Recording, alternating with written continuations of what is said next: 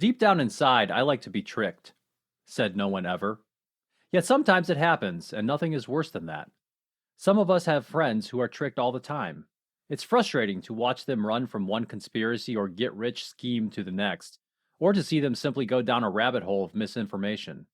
What's lacking here is a better way to make decisions and not get tricked. Stay tuned, and we'll discuss. Welcome to the Indigo Podcast, an exploration of human flourishing at work and beyond. I'm Ben Barron of Indigo Anchor and Cleveland State University. And I'm Chris Everett of Indigo Anchor. For more information, please visit us at www.indigopodcast.com. Oh man, I am so pumped about this episode. Are you going to trick me? Yeah, I'm just kidding. I'm not pumped about this episode at all. No, here's the thing, is I watch this all the time. This has been one of my greatest frustrations since I was a kid, all the way up till now. And I remember the first time I was tricked, like really, really tricked. I had spent a lot of money. Now, this was before Super Soaker water guns. You know, they have a huge cannon on it, and maybe some of the modern, I don't know where modern water gun technology is right now. I'm not really plugged into that, but I remember I saved up all this money for this water gun because it said it shot 100 feet. Mm-hmm. And I'm like, I could shoot a teenager in the face and have enough time to get away. You know, 100 feet's a lot. You know, I got out the tape measure and like marked it out on the lawn. I'm like, oh man, I was fantasizing. I'm like, from here to that tree. And then I bought it. I bought this water gun. I filled it up and like, man, was this like 100 feet off the Empire State Building with a strong tailwind? I was devastated. Like, this is baloney, you know? Think of the expletive that would run through a little kid's head. I had those, and I'd saved up all this money, and I was hacked off. I had been tricked. That's right. Yeah. And so today we're going to talk about what we call the disinformation and misinformation landscape. We're going to talk about some of those common practices that trick people. And we'll talk about some implications for people, leaders, and organizations with regard to this really important topic. So let's start with that first piece, the disinformation and misinformation landscape. And I think it's important to make a distinction between those two different terms. So when we say disinformation, that's more of propaganda, right? That's something that's wrong on purpose, something that's put out there. This is the literal fake news, perhaps. Misinformation is information that's just wrong, and it's perhaps wrong unintentionally, but it's just wrong nonetheless. And these two types of wrong information, disinformation and misinformation, can be very problematic, and certainly there's a lot of it out there. Yeah, and so it's not just like puffery from advertising. There's been so much stinking thinking that has impacted my life, and during this COVID thing. And, you know, a lot of people have some nuanced views about COVID that they won't share with their peer group. Maybe they're like, oh, someone will judge me. Someone might think I'm not thinking right. And a lot of people, they spend a lot of their internal thought lives not exposing how they think to the broader world, because maybe they did think some really stupid stuff at some point. And we might get laughed at. So a lot of people don't live a very public thought life so they can hone and improve the way that they think. And so they're not tricked. And so they can, you know, assess certain things.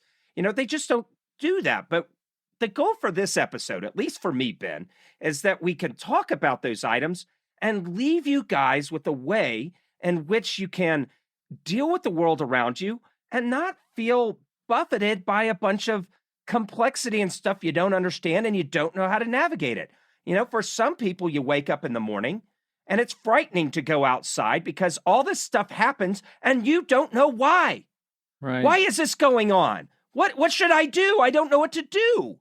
And I think the big point here is that making our world a better place depends upon people, many people, improving the way that we think about things. And that's going to be an ongoing challenge throughout civilization, but it's something that we desperately need if we're going to deal with the volatility, uncertainty, complexity, and ambiguity of modern life. We all have experiences being tricked. It might have been with a water gun when you were a kid, but we also have perhaps business relationships that turn sour. Maybe one side is kind of using the other. We've maybe had romantic relationships that went awry and we felt betrayed or tricked. We all have those experiences, and they can leave us being rather wary. And some of that's good. Some of that wariness is good. I think none of us like that feeling of being tricked, though. Yeah. And here's another one I hear. Well, your side says this and my side says that. Or well, there's just so much out there, so I'm just going to go with the side I want. Right? Hmm. They use these things of well, it's complex out there, or there's a lot of misinformation. Scientists change their mind. And they use all of these reasons as an excuse to justify doing what they want to do anyway. And I'm telling you, today there's a better way forward than doing what you want anyway. Because sometimes what we want, like for me, that might be like, let's eat all the muffins out of the tins before my kids wake up for breakfast and just give them stale cereal instead, right? Sometimes we know what we want's not the best way. But when you lack a way to navigate all that stuff, what else are you going to do? You're going to default to that easy thing. So we're going to give you a system to navigate so you can feel empowered and actually improve your thinking. Less stinking thinking. Sure, sure. And, when people trick others, we go to a lot of effort to self-justify what we're doing, right? Or when we're being tricked. We oftentimes just justify selfish behavior. We trick ourselves into thinking we're doing the right thing or that we did the right thing. We go through great lengths to preserve, what we call our preferred sense of self, to kind of keep ourselves feeling good about ourselves. And no one wants to feel incompetent. No one wants to be duped. People want to be regarded with esteem by their peers. And there's a lot of that goes into this whole thing where we sometimes can get tricked by things, and then we really a lot of people, I would say, don't have kind of a good way to navigate out of that, and that's the problem. So that's something we're going to talk about here today. Yeah, and I think the reasons people trick people are kind of obvious. They want our hard-earned money. You're like, whatever, man. You just want my cash. Go away, right? They want clicks to generate income. Like pretty much every YouTube video is like, running on the treadmill won't get you the abs you want. Guess what I ate for dinner? Nope, it wasn't a salad. It was a whole large pizza. And they're feeding into these things because they want to draw you in. And the reason why those things work is they play with our psyche. Like our brains evolved to get along, to do stuff collaboratively, a whole bunch of stuff that relies on not tricking everybody. But you get a large enough society, you could get some rascals in the mix that can really spoil the pudding. Sure, sure. Sometimes people will trick others just to try to get notoriety or try to get popularity as well. And another reason why I think there is a reason for distrust, why people oftentimes maybe don't trust authority, is because we've all worked for horrible companies. We've all had horrible bosses here and there. And so, you compound that over a career or a handful of years or decades. And, you can't necessarily blame someone for not trusting people in authority if all the people in authority have betrayed them along the way, right? We've talked about this in previous episodes where, we say that if you want to restore people's faith in institutions, well, being a good leader and a good manager, one of character and integrity, is a good place to start. You see that there's a confused moral landscape here because one of the things is if you want less tricking to go on in the world, then don't be a trickster yourself. Sure. Right? But then some of the times when people select their politicians, they want to send a warrior or a trickster up to Washington. I don't care what you do as long as you bring more bacon home for my state. Versus something like, hey, I really want you guys to get in there and jointly work with experts and come up with the best solution for all of us. And so you can see, so one of the things we want to do is we want to help make people immune to being tricked, right? But we also want to encourage people to please don't be tricksters yourself. And there's people that do this a lot, and they're called sociopaths, right? Don't be that kind of psycho that uses this to keep yourself from getting tricked, but goes on and wreaks havoc in the culture. Right.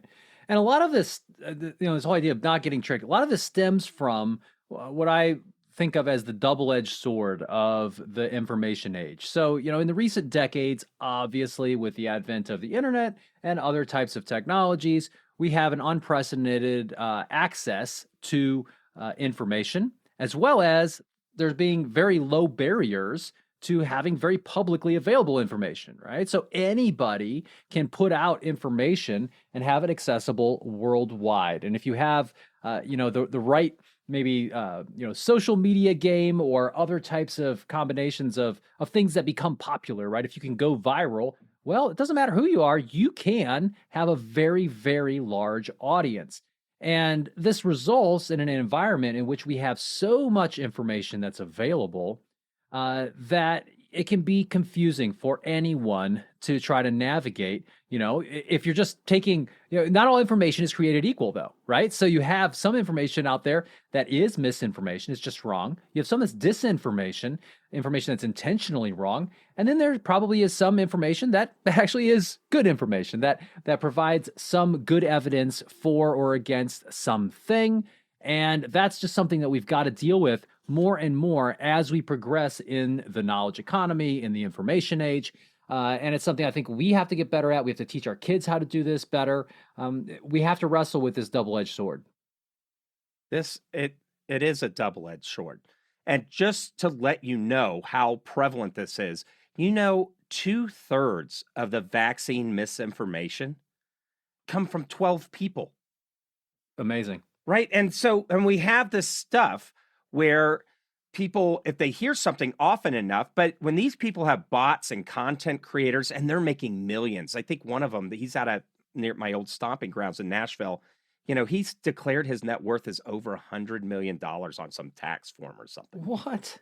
And this is a guy that's making, we're talking gobs of money. And now this is different than a conspiracy, because this is not some giant secret cabal of dark forces that own everything. No, this is a dude that started in his house and just started playing misinformation games on the internet, made some money, paid some people to do. There's no giant organization behind them. And you know what else isn't behind him?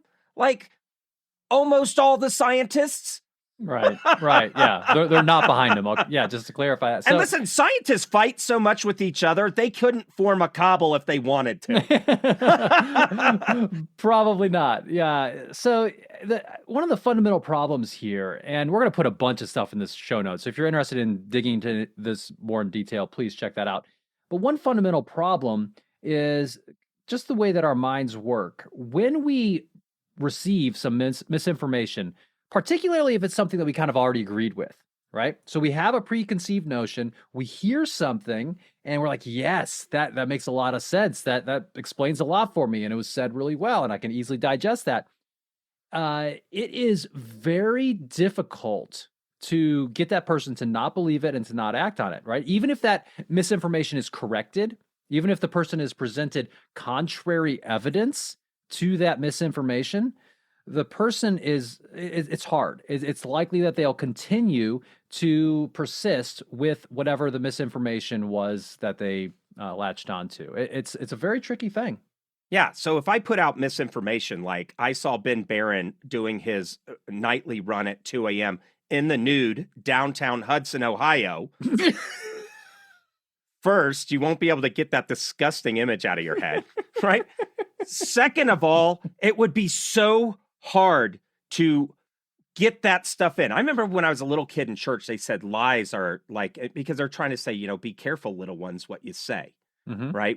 That's an important lesson for all of us. Be careful what you say. Is when you say something and you think it might be true, but you don't know, it's like a down pillow and all the feathers going flying on the highway. It is impossible to go gather all those feathers with the cars flying back and forth and put it back in the stuff. It's the same thing with disinformation. Now, the thing is bad actors, right? Sometimes people in the media, sometimes politicians, sometimes people that want to make a bunch of money out of their parents' basement and then get $100 million, right? Whatever, right? They know that. So even if they get censured or I'm sorry, I messed that up. They know because the fundamental problem, this is a quote by Anderson in the Journal of Personality and Social Psychology that came out in 1980. Here's the quote from it. The fundamental problem with misinformation is that once people have heard it, they tend to believe and act on it, even after it's corrected. So a tactic's like, hey, I can get that out. Maybe I pay $1,000 fine. Maybe I issue a public apology. But it doesn't matter because it's an earworm and it's out there and it's not going to stop. Yeah, it's such a tricky problem. And, there's some great research on this. One piece of research that we came across that's helpful here comes from Norbert Schwartz, who is from University of Southern California, I believe. And he identified 5 criteria that people use to decide whether information is true. So the first one is compatibility with other known information. So we compare a piece of information with other things that we know. Now, one problem here is that we oftentimes have confirmation bias as well, which means that we're looking for things that already conform to what we already believe, right? So we look for things that that are compatible with other information. We look at credibility of the source. That's one thing. That's good. Whether others believe it, right? So it matters perhaps who is in your echo chamber, your milieu of people socially, whether the information is internally consistent, and whether there is supporting evidence. So those are 5 things that people will use to decide whether information is true. And they aren't necessarily bad things, right? These can be very good things. But one thing that he also found is that, his studies also show that people are more likely to accept misinformation as fact if it's easy to hear or read. If it's easy to hear or read, if it's just digestible easily, it's more likely to be accepted. And let's go through some of those here in a minute. But what happens is, right, your brain has so much to do. Oh my gosh, I had a fight with my kid. I hope they're going to have a good day at school today. Oh, what am I going to make for dinner? I don't even have time. I'm going to have to order pizza again. I'm such a bad parent because I feed my, kid garbage because I'm so busy, right? All that stuff's going on, right? You're just trying to pray just to make it through the day, right? And then you get to something like, oh, shoot, COVID-19. Oh man, I got to decide some stuff here.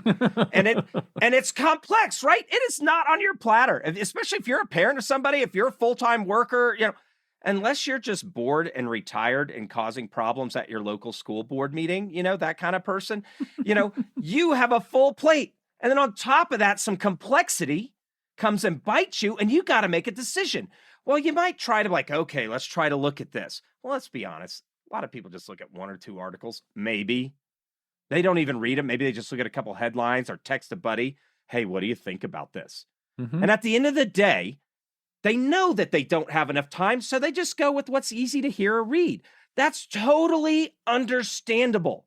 But the thing you need to do, and we'll get to this later on what you're going to do about it, is you can't go for that psychological shortcut. Now, let's go back here and show the problem with these 5. Compatibility with other known information. There's this thing called illusion of explanatory depth. That's where you think hey, Ben, do you know how a toilet works? Yeah. Okay, explain it to me. Well, you push the handle and it goes down. No, but what forces are involved? What is involved in better toilet design? You don't know all that detailed stuff. You just know I press the button and it happens. So you think you understand the information, and you'll have a base level of information. And if it's compatible with it, you're like, okay, that makes sense. But you got to stop and ask yourself, do I really know the information around this topic? And you see it in the memes where they say, and just like that, everyone went from vaccine experts to foreign policy experts, right? They'll have the Forrest Gump meme, right?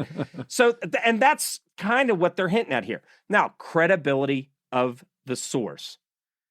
Now, the problem is some people view sources that should not be credible at all as credible. Well, and sometimes it's because the sources themselves are stepping out of their lanes, right? So sometimes you'll have people who maybe have just a wealth of expertise and knowledge in one area who, for various reasons, start to opine in other areas that are outside of their area of expertise. And we have a word for that. What is that word? Ultra-crepidarianism. So, when people engage in that practice, of ultra-crepidarianism, they are stepping outside of their lane of expertise, and we're treating them like experts in everything, right? So, I have a PhD and I teach in a business school, but that doesn't mean I'm an expert on everything in business. No, it means I have some really deep knowledge and expertise in one area. But if you want to talk to me about, finance, or you want to talk to me about, various marketing techniques, go talk to those professors, right? So that's when it comes to credibility of the source, you have to, just because someone has a PhD or an MD doesn't necessarily mean that they're credible in whatever they're talking about. You got to make sure that it's in their specialty and it's where they have a track record of expertise. So, that could be another minefield that I think people have to navigate.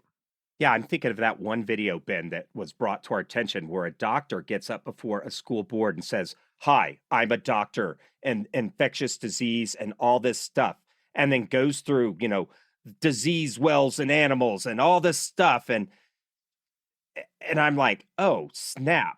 I know now I've worked enough with that, with public health departments and other stuff, to know that some of that stuff wasn't false. But I'm like, oh my gosh, this guy sounds totally credible. And he did go through medical school and all that. But when you go Google him, you find out he does not an infectious disease expert.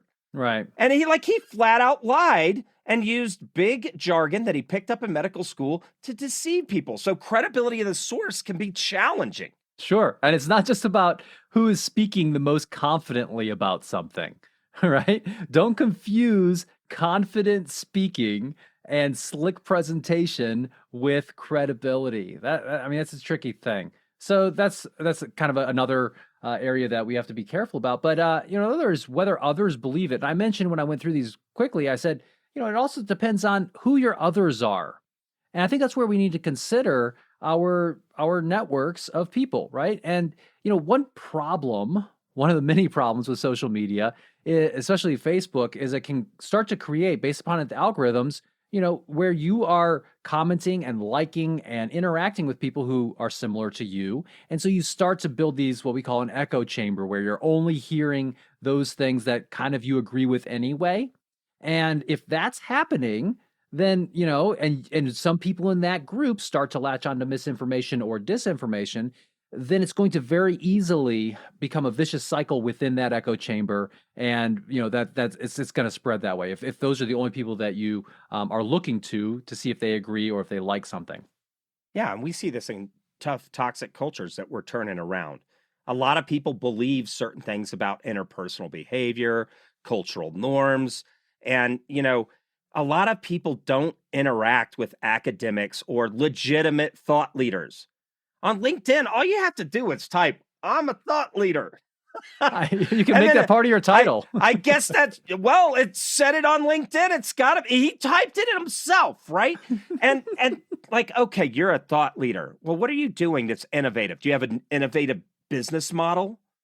Have you published something in a academic press, not, Joe Night Shift Publishing Quarterly, most people haven't been around real thought leaders in their field, right? And that's just not part of their everyday. That doesn't mean everything. But when you're looking for real answers to navigate complexity, your friends believing that's like the worst thing you could do. So Norbert Schwartz identified how people do it. What I'm saying is how people do it's broke, right? Whether others believe it doesn't make, Galileo. Nobody believed him. Matter of fact, they chased him around for years trying to kill the guy for saying that the earth isn't the center of the universe, the sun is, right? So that is not a good way. Now, another piece, this one's actually pretty good. Whether the information is internally consistent. Yeah. So looking at whether or not a piece of information is self-contradictory or whether or not it makes sense and has, some internal consistency there. I think that's a good one. Because if something is self-contradictory, then it probably doesn't make a whole lot of sense. But it's ripe. That's ripe for interdiction. It's easy to cast doubt on something here. Yeah. So you have to go when somebody says, well, the information about about COVID-19 kept changing. That was actually a feature of how science worked. At first, we thought the R-naught factor was 2. We had to close everything down. We didn't know a whole lot. And it's like, Yeah. hey, it looks like this. Then we conducted some science and experiments and all this kind of, and then we got better information. And so we could shift.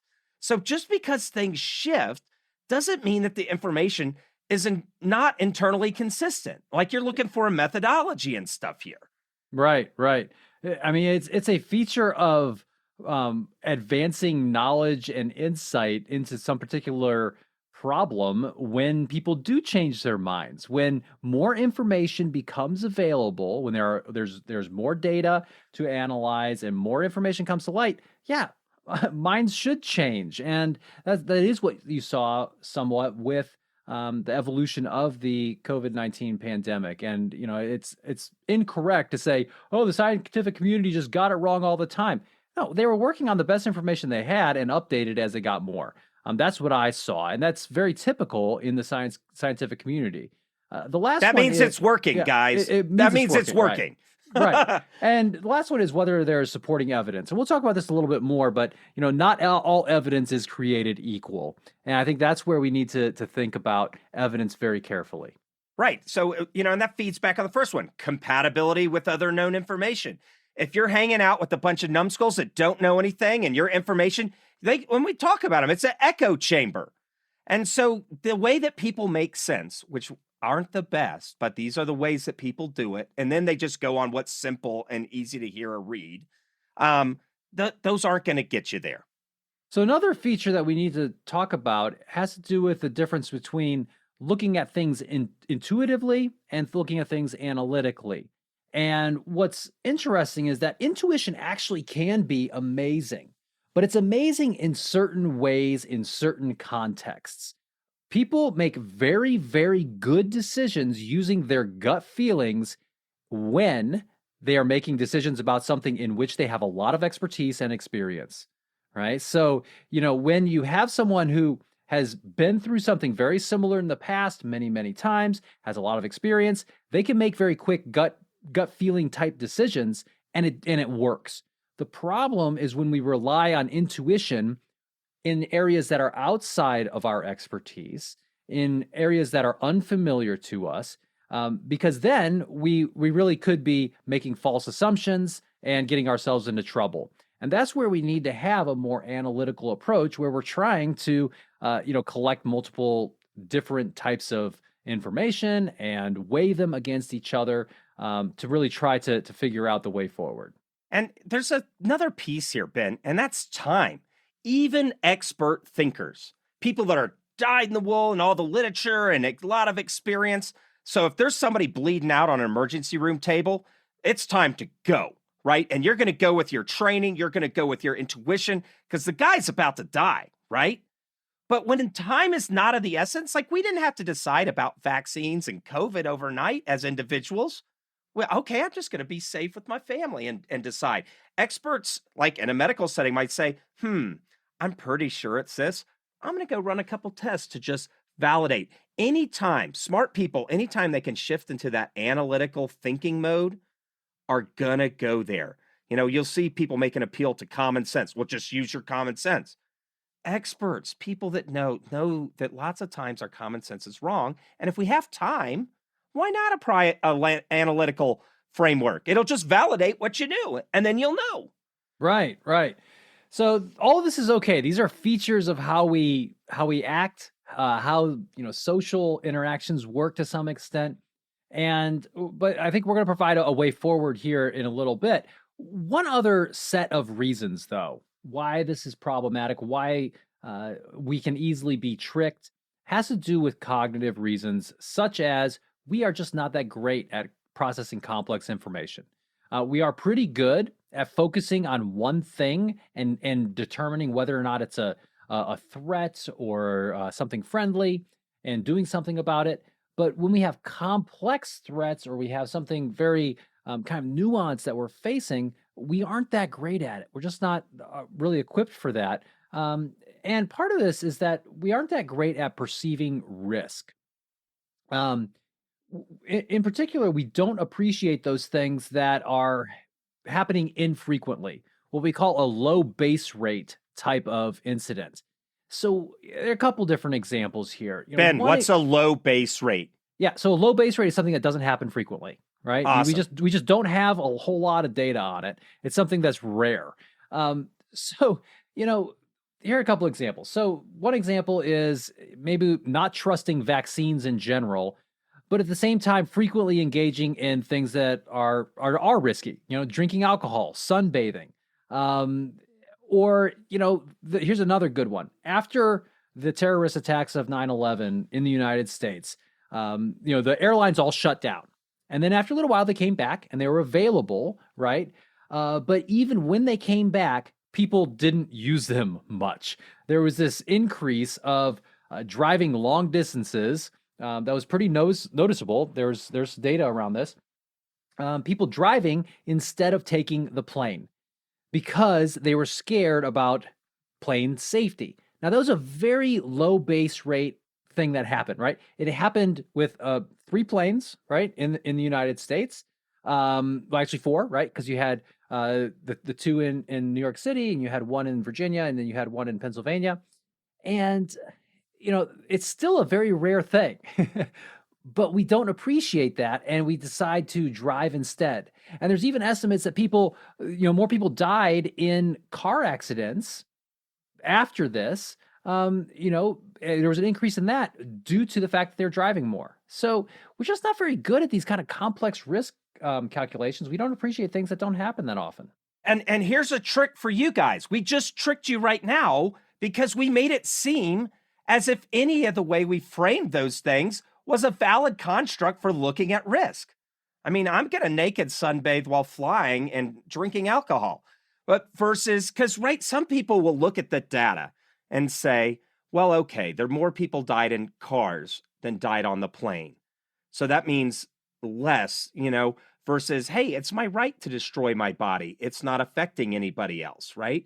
And there's a difference between individual choice and what we might decide as a good policy. So the fact that less people you could use, right, intuitively, and the way that people make, well, we should just ban cars and everyone should fly. Right? Right? And you can't necessarily do that. And the problem with and looking at those examples is you have to have a frame, a lens to think about risk, because as you see, there's like individual freedom, groupthink. There's, if we just did it on lives saved, that means everybody flies, but that costs money. And people have a hard time wading in that complexity of like, well, Fauci and those guys didn't think about the economy. I'm like, guys, at the CDC, there are economists that think about those things. Mm-hmm. And that's just not the case. So just wanted you to know that we're not good at processing risk and complex information. And even our example shows that. Sure. Now, there are some common practices that trick people, and we're going to go through those now. One of them being just peer pressure, that social groups, the groups that we associate with, our social network, so to speak, can be pretty influential in how we think about things. Be it on social media or in real life, we oftentimes get influenced by the people around us. And this is one way, as we talked about earlier, that we oftentimes make decisions. Yeah, and it's not a good way, guys. I have people I think it depends upon what your social network looks like, right? If you have a group that is maybe practicing some of the things that we'll talk about in this episode, in terms of evaluating evidence in a more judicious way, in terms of exploring different sides of different topics, steel manning various arguments, right? That could be a very good social network that would help you make better decisions, I would argue. Yes, absolutely. But you can't decide on peer pressure. When you go to those excellent, awesome thinking people, you need to understand how they arrived at that. So it's like, as a host of this podcast, as a consultant, people come to me and Ben, both of us, right? And ask us stuff. And sometimes they're like, oh, it's so complex. Just tell me what to do. And that's such a cop-out in my view. It's like, listen, you need to, because I want, teach a man to fish type thing. I want you to be able to make solid decisions. Now, you may need help with expertise and some of that stuff. That's fine. But you should never just believe something because people told you to and pressured you into it. Sure. Another piece that can be problematic is this idea of do your own research, right? You hear this a lot where people say, it's a complicated topic. I encourage you to do your own research and decide what's best for you. Well, first of all, I'm a researcher, and research is not just going out there and Googling around for a while. That does not research make. Research is a much deeper process of inquiry. So that's one problem. Most people don't really understand what research is and how to do it. And oftentimes the research, quote unquote, that people do when they're trying to make a decision about something is pretty superficial. You don't even know the right questions to ask. And that's where, and I think it comes from a place, I'll just back up here. I think it comes from a place of mistrust. Like if you don't trust people who are experts in a certain area, then you do feel like you need to kind of figure it out yourself. I don't blame you there. That's hard. But the problem is you don't even know the right questions to ask. You don't even know the right search terms to put into Google. Right. And so we're talking about common practices that trick people. So peer pressure, that's one, right? The other, do your own research. This props up your ego like, hey, Filson, you're a smart guy. Just go research it yourself. Meanwhile, in the background, they have 1,000 bots putting about a ton of disinformation out there that's just designed to trick you. Another one is that, we say peer pressure. One is the freedom, no pressure tactics. Hey, look at all this information, but hey, go ahead, do your own research. I think you should believe whatever you want to believe. And when you put that on top of a misinformation and disinformation landscape, man, that's where you get all the stinking thinking in the world. All the stinking thinking. Yeah. And so, there's this other idea of, the 6 degrees of manipulation. So we came across a really great lab. It's called the Cambridge Social Decision Making Lab at the University of Cambridge in the UK. What they suggest in this, in terms of these 6 degrees of manipulation, is that people will impersonate, they'll build conspiracies, they use emotion, polarization, discrediting, trolling. All of these types of tactics are used to spread misinformation and disinformation and can really be a source of the problematic stuff that we see in society and in the information landscape.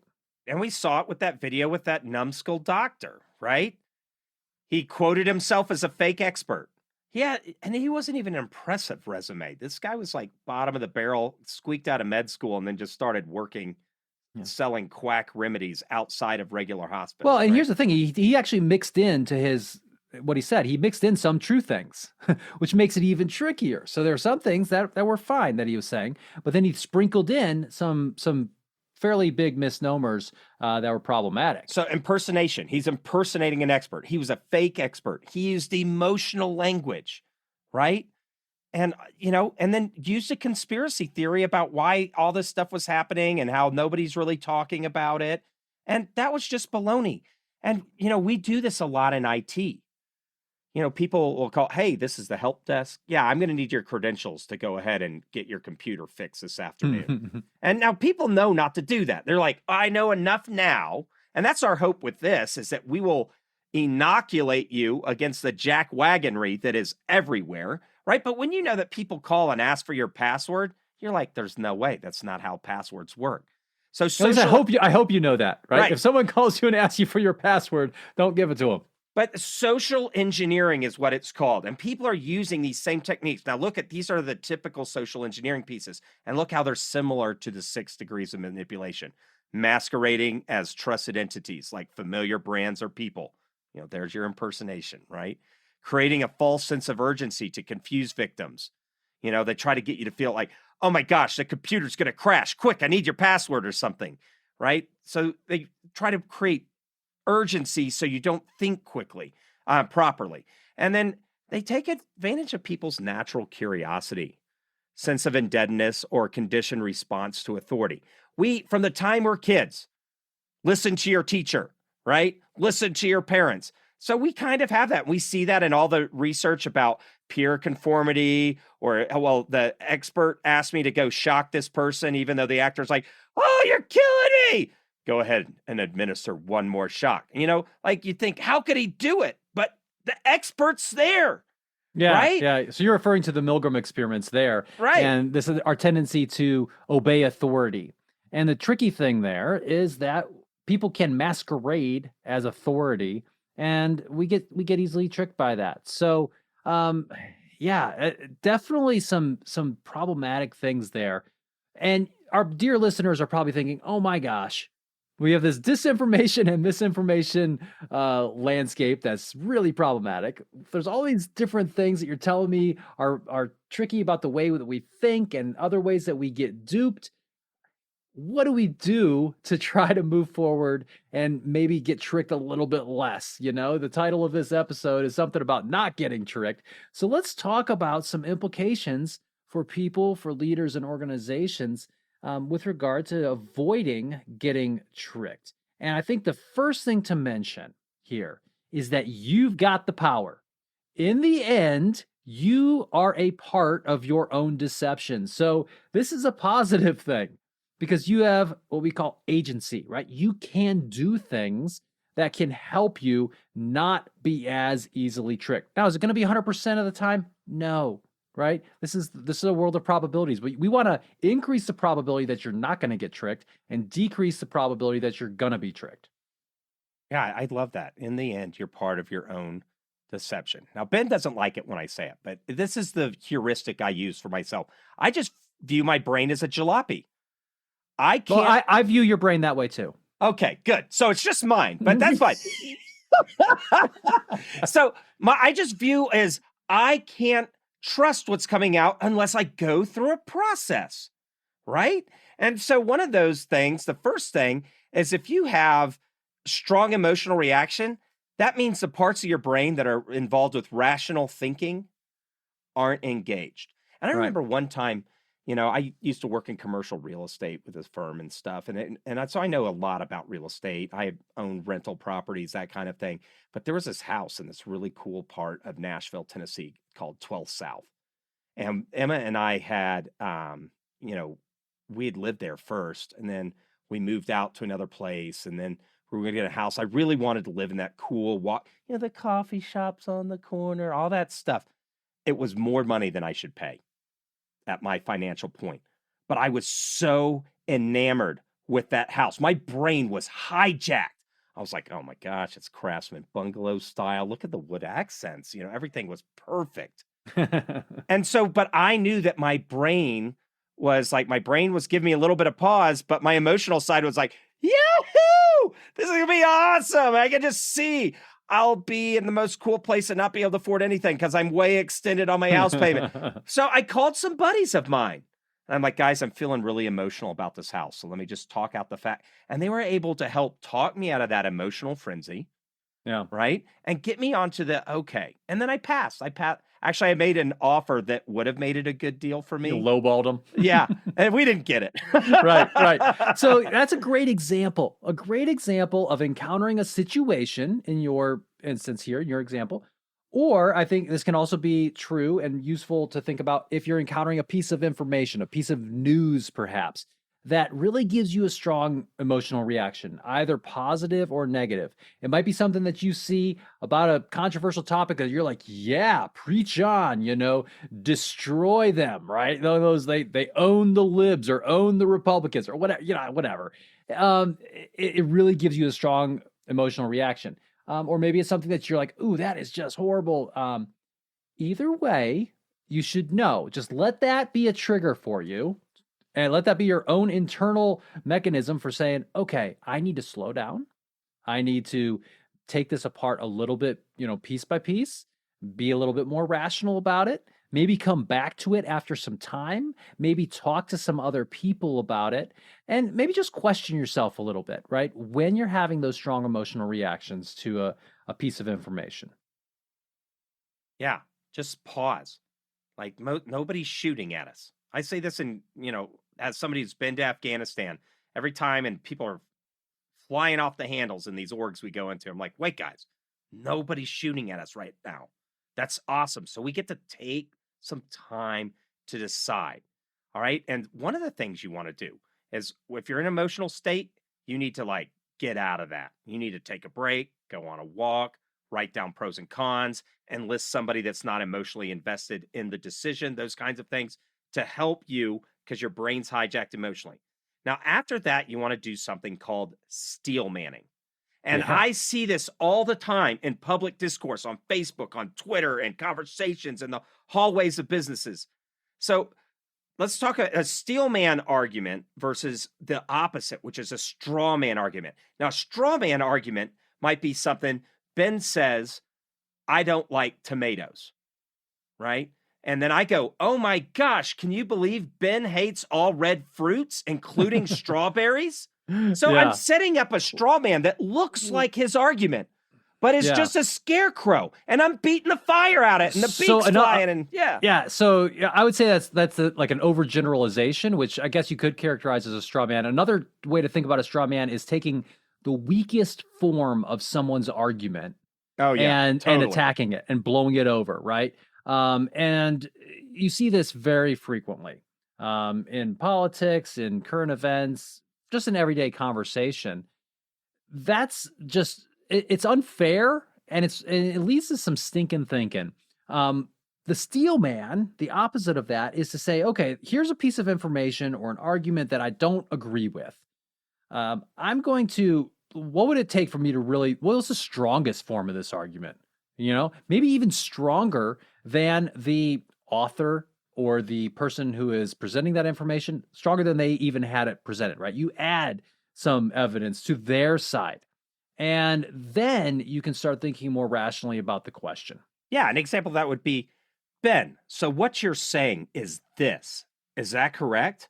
Well, I actually think maybe also this and this would make that even stronger, right? And you're like, man, I wish I could have said it as good myself. Mm-hmm. And then if you can beat the fire out of that argument, right? Like, then it's first, you've respected the other side, right? That's Right. that, we have a problem with respecting the other side. You've respected the other side. You've communicated that you truly understand and maybe even have a better version of it than they had themselves, and that you still disagree and that there's fatal flaws in those arguments. That is something that you can do. And so we have bias, right? So, there's certain people that publish stuff online. I'm like, man, they're always publishing garbage.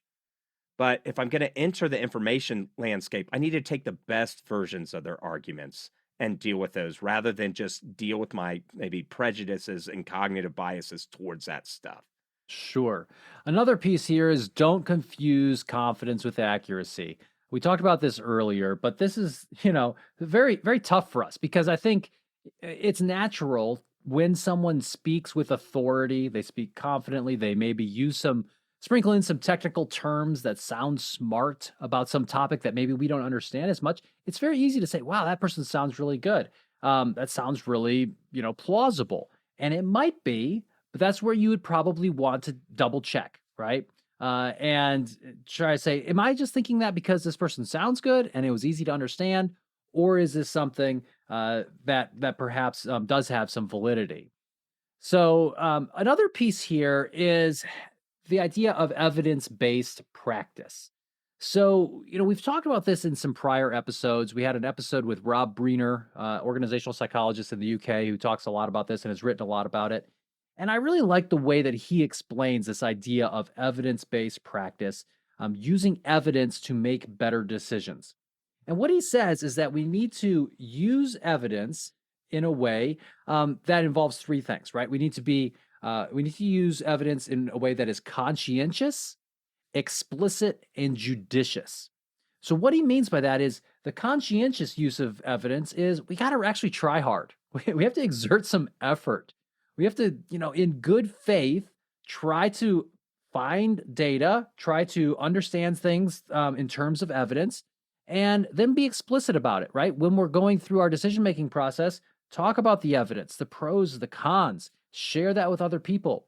And then third, we need to have the judicious use of evidence, which is about realizing that not all evidence is created equally, right?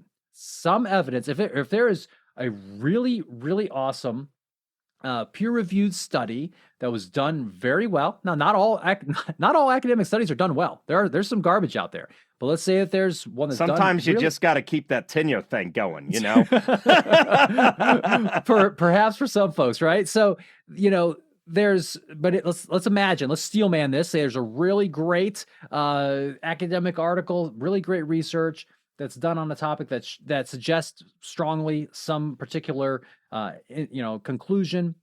That type of evidence is better than someone's one-off story, right, about something similar. They just aren't comparable, really. Much different sources of evidence. So that's something I would encourage people to really think hard about when they're trying to evaluate. When they are, let's say you are doing your own research. We talk about the kind of problematic nature of that sometimes, but let's say you are doing that. You have to remember that not all evidence is created equal. Right. And since this is about people tricking you, sometimes people come to you and you're like, oh, man, I don't know. I'm just trying to watch some trash TV and get through my life. And they're coming to you and they want you to get pumped up or excited. You can ask them to do, okay, well, could you steelman the other side of your argument for me?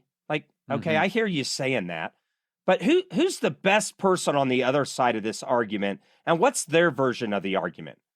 If they don't know what the other side is saying, how have they even tested their views against anything, right? Yeah. Or tell me, it seems like you really care about this. Can you tell me how you were conscientious and what process did you go about to get to this data point? Yeah. And lots of times the veneer, it's like the Wizard of Oz, that, the emperor has no clothes. There's a talking head behind the Wizard of Oz, those kinds of things. You'll find it really quickly because the veneer of how well informed this person is that's trying to trick you into thinking something about vaccines, about one world government, about anything, right? It falls away so quickly. And you're like, I don't know, man. Everything you're telling me sounds kind of lame right now. That's right. One interesting idea that you brought up when we were preparing for this episode, I thought was really good, is think about consequences. Okay, so let's imagine that you have some strongly held position. Imagine as if getting that right or wrong has some sort of immediate, substantial consequence for you. How confident are you really in the evidence that you've gathered, right?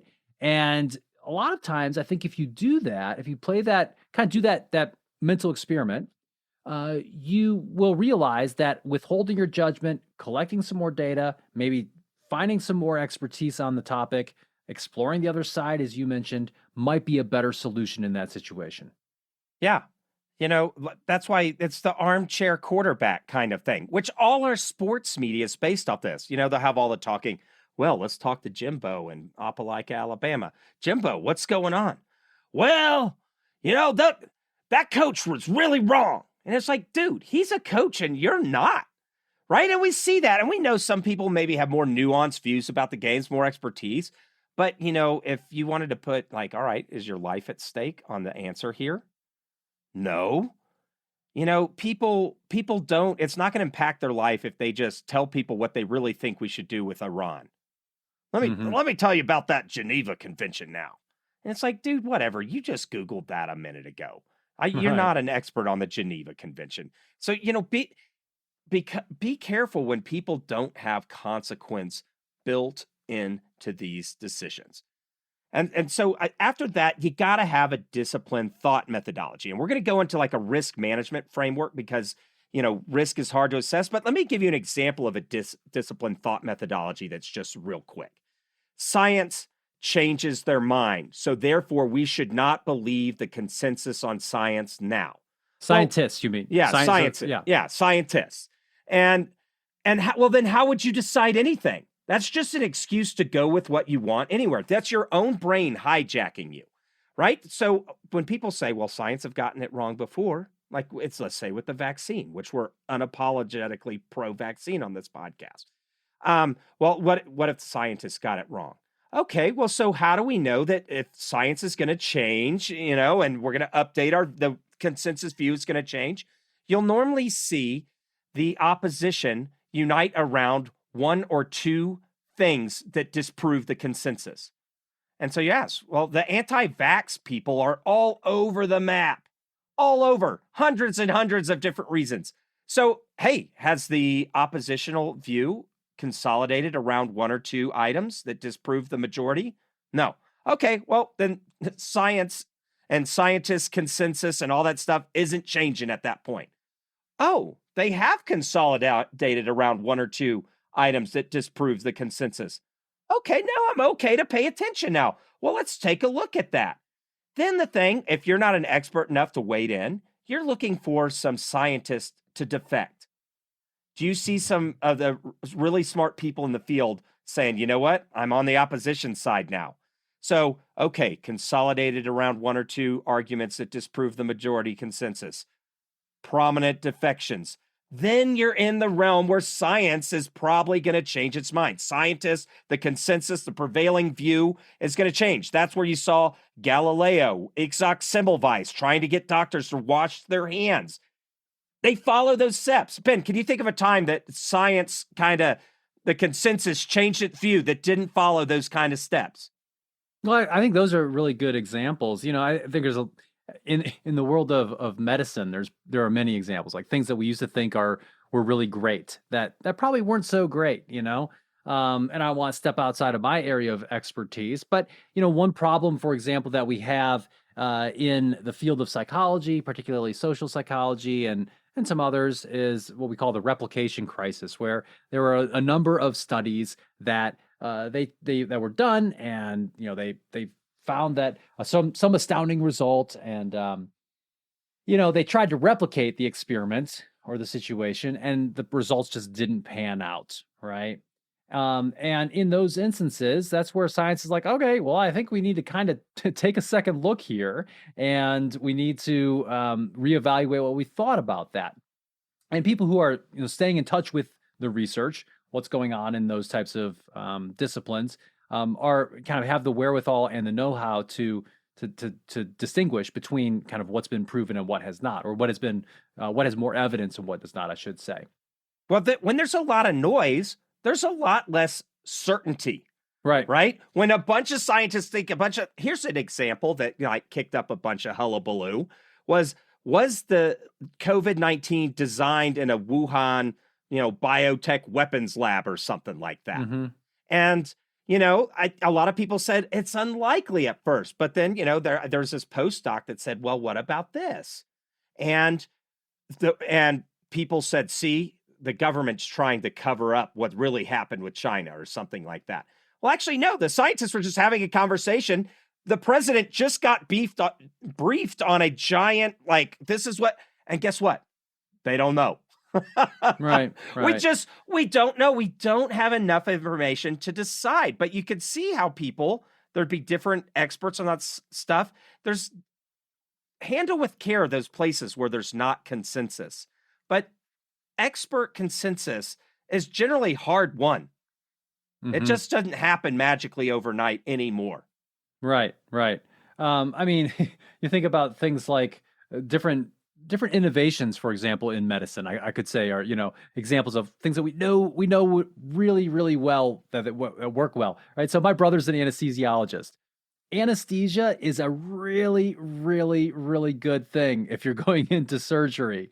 This is something 10 out of 10 would recommend it for serious surgery. That's right. Would recommend to a friend. And we figured out ways to do that, right, safely. When we think about risk, though, I think it's important to have some disciplined thought around it, because most of the risks that we face, or I would say a lot of them, are multifaceted. They're complex. And one way to start to simplify, or at least put a little bit of rigor into your thinking, is to consider two different facets. One is thinking about the severity of an outcome or of a risk, and thinking about the probability of that outcome or risk. Because you could have something that maybe has an extremely severe potential outcome, but it's fairly low probability. But that's still something you definitely want to avoid, right? Just because it may be unlikely that you get in a car accident, still means you wear your seatbelt.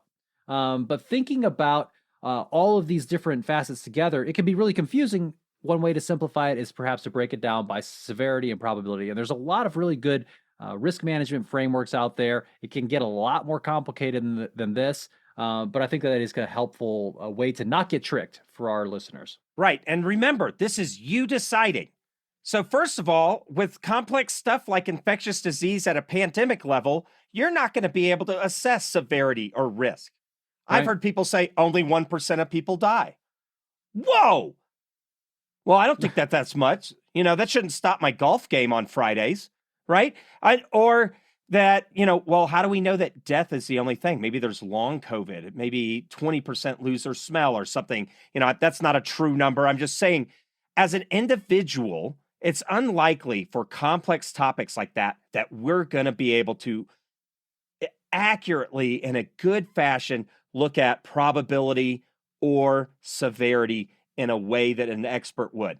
So be wary when somebody comes wearing the clothes of an expert and they say, well, I just don't think it's that bad. Okay, tell me how you analyze the probability and the severity. Mm-hmm. If they're not coming to you with some iteration of probability and severity, I would handle anything they say as very circumspect, because likely they've just made a gut decision, which is okay in an ER room when somebody's about to die, but not when nobody's shooting at you and you have professional analytical tools to look at this stuff. But the gut decision in the ER room is only good if those gut decisions are being made by the ER doctor, right? The person who has seen those. Exactly. Yes.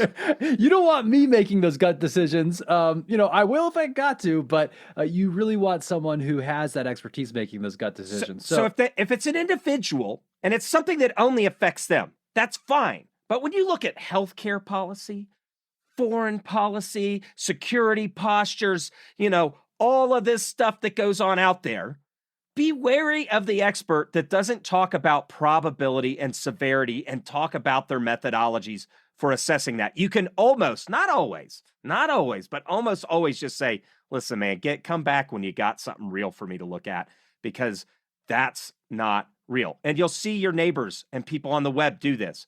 Oh, it's just not that bad. Oh, great. Which risk management methodology did you apply to that assessment? Yeah. So we've been talking a lot here about, social issues or, these different things that we deal with maybe in the public forum, perhaps.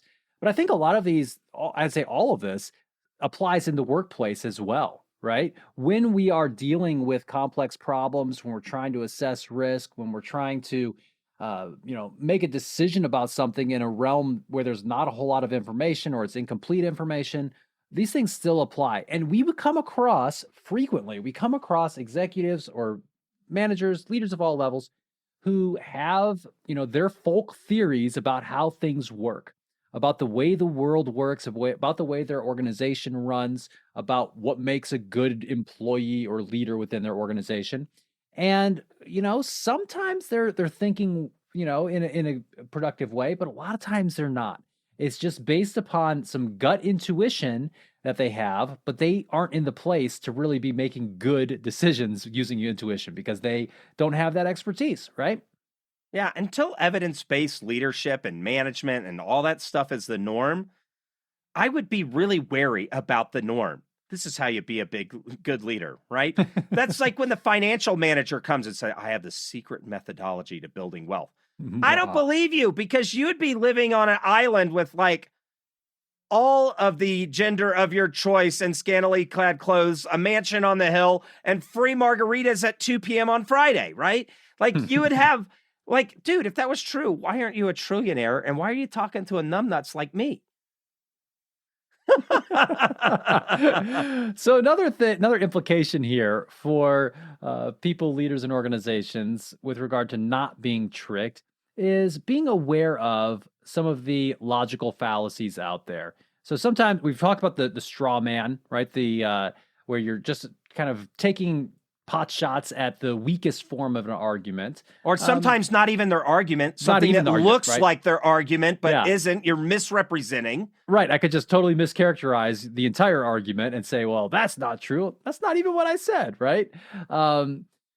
There's also, the unfalsifiable types of claims that people have.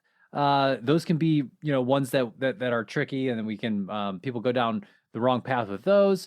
Well, So let's talk about unfalsifiable go for first, it. then. So this is something where I can say something and there's no way for it to be true, Sure. right? So I know climate change isn't real.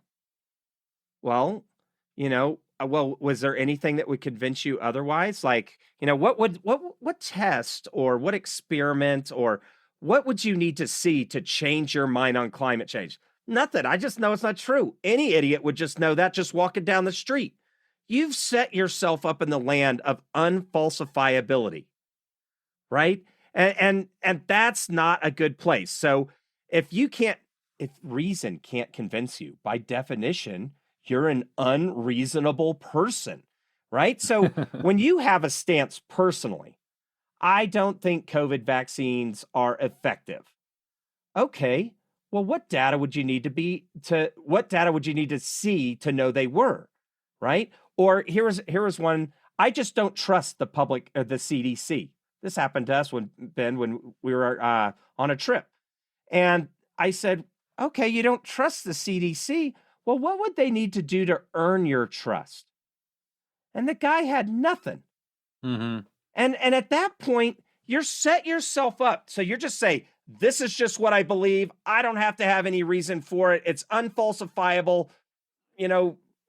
Go rot in a ditch somewhere. That you can't. Well, don't put yourself in that place. And when somebody comes peddling you something, you say, oh, great question to me. Like, well, okay, those seem like some pretty compelling arguments. What would you need to see that would change your mind on that? And why? Why would that be the requisite evidence? Mm-hmm. Right. There are so many logical fallacies, by the way. I encourage people to go out there and to read about them and to become familiar with some of these. One in our list here that I just will touch on is the slippery slope argument. And the slippery slope argument is one that suggests that, hey, if this happens, then something else necessarily will happen. To use a topic that oftentimes gets talked about, like gun control, right? If we require background checks on people, then the next thing is they're going to take away all our guns. Those are not actually causally connected, right? Those are separate types of policy decisions. And, that slippery slope argument is not one that's actually logical. And so you have to be aware of, I guess, when people make those arguments, saying, look, that doesn't necessarily follow from what you just said, right? That's not a given consequence of the cause you just stated. It's a subtle one, but it's really important. Right. I mean, the slippery slope plays on our fears that everything bad is going to happen, right? Mm-hmm. Oh my gosh, I took off that mattress tag that said don't remove, and now I'm going to be a hardened bank robbing criminal, right? No, that is true. That is true, right? But, that these are the things. So when somebody brings up, well, that's going to lead to this, which will lead to this, and then communism, destruction, and then a meteor is going to come because the meteors hate communism, and then we're all dead.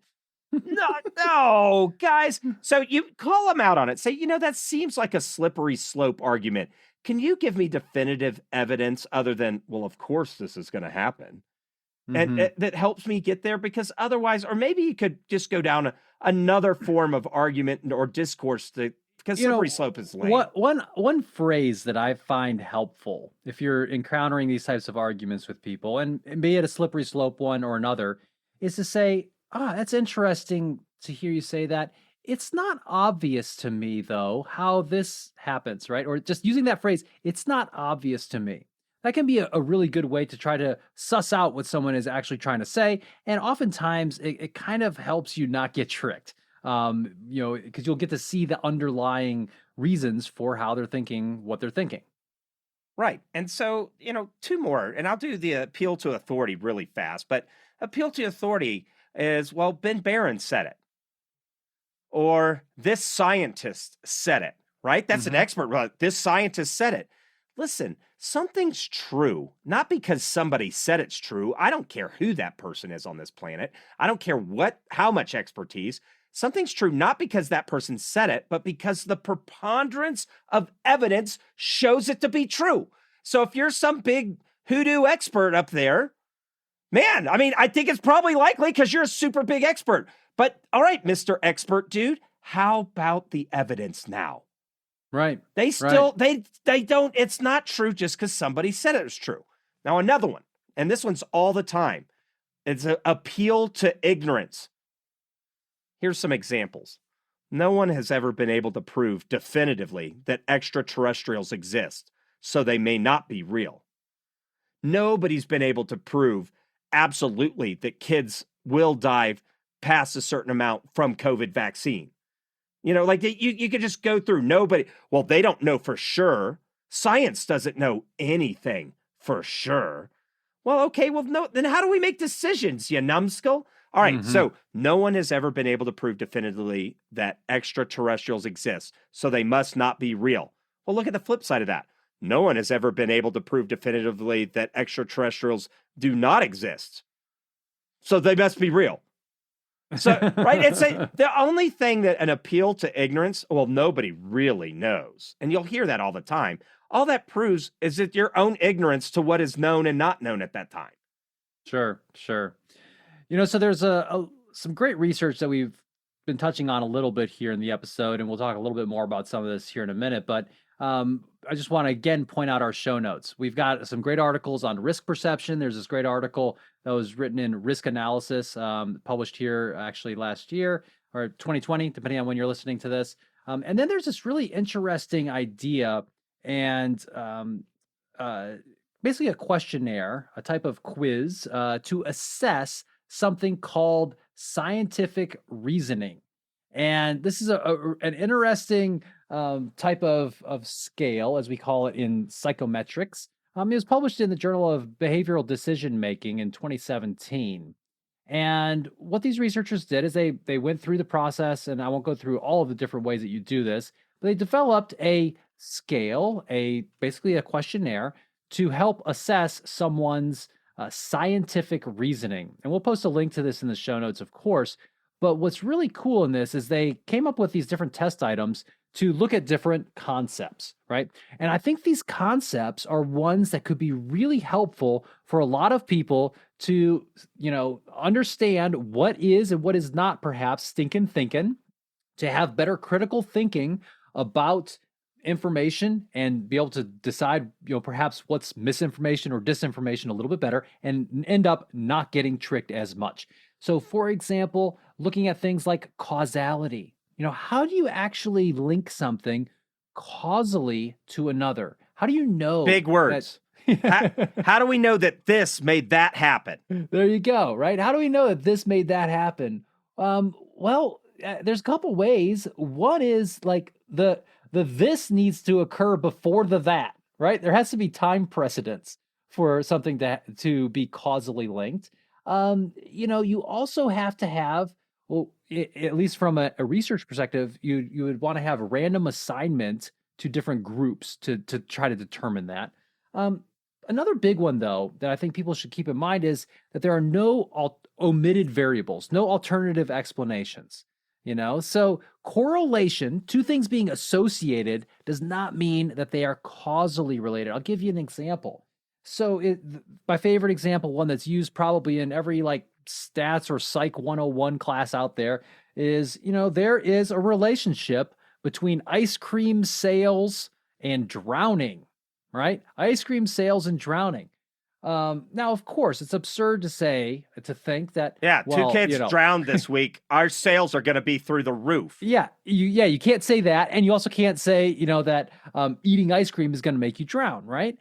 What's the omitted variable? Well, it's high temperatures that cause people to be more likely to be out swimming and to be eating ice cream. So that omitted variable is actually the driver of those two different outcomes. So I encourage our listeners to take a look at this. I think having some basic ideas around scientific reasoning can help you navigate this landscape that we've talked about so much in this episode. Right. Because what we want is we want our listeners and people that aren't sure about these techniques, we want you to have an easy way to access them. So you need to go, you should print out logical fallacy. There's whole lists on the web about them and just read a couple of them. They'll help you. use some of the tips that we said, like how do we know science is about or scientists are about to change their mind, right? Use these things because we want you to walk out the door at the beginning of every day and be confident in how you're navigating the misinformation and disinformation and good information landscape. So you can be like, hey, it's no problem. Ben and I don't struggle. It takes time, right? So sometimes something confusing comes around and we're like, ugh, well, if I want to get to the bottom of it, I'm going to have to do the time for the crime here and do the research, find out what consensus, all those kinds of pieces. But at least you know the steps you got to do. Yeah. Right? One other piece that I want to share here as we start to bring this into a close is, let's imagine you're a leader, and be it in the public forum, you're an elected official, you're a public health person, maybe you're working, in the government, or you're working in your organization, you're trying to lead a team, lead the whole organization, whatever the case may be. And you know that you're going to have to present a position or some sort of information that people are going to have some sort of contrary opinion to, and it maybe is somewhat controversial. Well, there's a technique that you can use that's called pre-bunking that can be helpful for you. We'll post a link to this in the show notes, but this idea of pre-bunking has been demonstrated in psychological research to help with the acceptance of information. So, the idea here is that instead of waiting for false information, think of rumors, think of just things that are flat out wrong to spread around, and then kind of coming back and doing the fact checking and debunking it, you use a preemptive strike. And what this preemptive strike can help you do is potentially shield people's brains from getting the misinformation lodged in there in the first place, right? So this is where you would present, some of the information up front about the objections. You would share some of that right up front so that people have the ideas in their minds, and then they can, and then you steel man, you present what your position is, and that can really help people to not be tricked. Yeah, but the challenge with pre-bunking is it's relying on our jalopy brains that just accept what they hear first, right? So disinformation people will sometimes put out and pre-bunk, right? They're pre-bunking the truth that they know is going to come. Yes, some of the Illuminati don't want you to know this. And, right, they go out, they're putting garbage out, and they're pre-bunking good stuff that might come against it with erroneous stuff. So, yes, it's helpful. Pre-bunk good stuff that's out there. Know that it's only being accepted by people because they tend to believe the information they hear first, and if it's easy to hear or listen to, right, or read. Also have the detailed arguments to follow up. So if somebody's coming to you, even with pre-bunk stuff, just say, hey, am I just accepting this because this was the first thing I've heard? Because you play the biggest role in your own deception. So that means do the work on what the information that's coming to you and use the tips that we've talked about. But the key thing is don't just trust your feelings. Don't just trust your first instinct or the first thing you hear. Go through this process. Nobody's shooting at you. You've got some time. That's right. That's right. I think a big takeaway, a big implication for all of our listeners out there with regard to how not to be tricked is that you've got to slow down. Don't necessarily trust your instincts right away, and be very mindful of some of these ways in which we oftentimes can fail and be tricked, right? The ideas of risk perception and some of the ways in which, if we have a lot of time pressure, for example, we're oftentimes not going to be able to make good decisions. So all of these things taken together can help you make better decisions, and all of that can help make our world a better place. Don't you think, Chris? I mean, I hope so. We just spent an hour, 20 minutes talking about it. That's right. So we've talked about the disinformation and misinformation landscape, some common practices and things that will trick people, as long with some implications for people, leaders, and organizations here on this episode of the Indigo Podcast. Thanks for listening to the Indigo Podcast. If you like this podcast, please consider helping us by rating us on Apple Podcasts or wherever you listen, telling your friends about us, having us on your podcast, or mentioning us on social media.